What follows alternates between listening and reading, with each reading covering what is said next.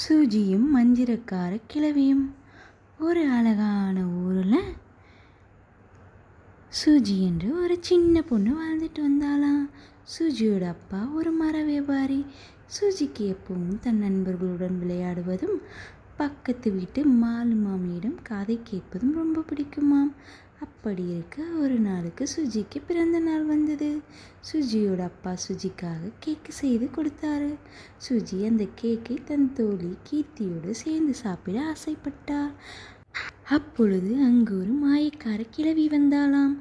அவள் எப்பொழுதும் இளமையாக காட்சியளிக்கக்கூடியவள். முதுமை தொற்றுமில்லாமல் குழந்தைகளின் இளமையை திருடிக் கொள்பவள். இவள் தன் மாயாஜாலத்தால் சுஜிக்கும் கீர்த்திக்கும் ஒரு கேக்கை வர செய்தாளாம். இந்த கேக்கை சுஜி சாப்பிட வேண்டாம் என்று முடிவு செய்தாள். இது யாருடைய கேக் என்று தெரியவில்லை. இது அப்பா கொடுத்த கேக்கு இல்லை. எப்பொழுதும் மாலு மாமி சொல்வார்கள், தமக்கு சொந்தம் இல்லாத எந்த பொருள் மேலேயும் ஆசைப்படக்கூடாது என்று. அதனால் சுஜியும் கீர்த்தியும் அந்த இடத்தை விட்டு சென்றார்கள். இதை பார்த்த மந்திரக்கார கேள்வி ஏமாற்றுடன் திரும்பினாள்.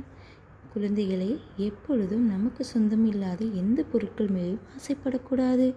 அது தீங்கிதான் விளைவிக்கும். பேராசைப்பட்டால் பெருநஷ்டம்தான். சரி குழந்தைகளை, நாம் வேறொரு கதையில் மீண்டும் சந்திப்போம்.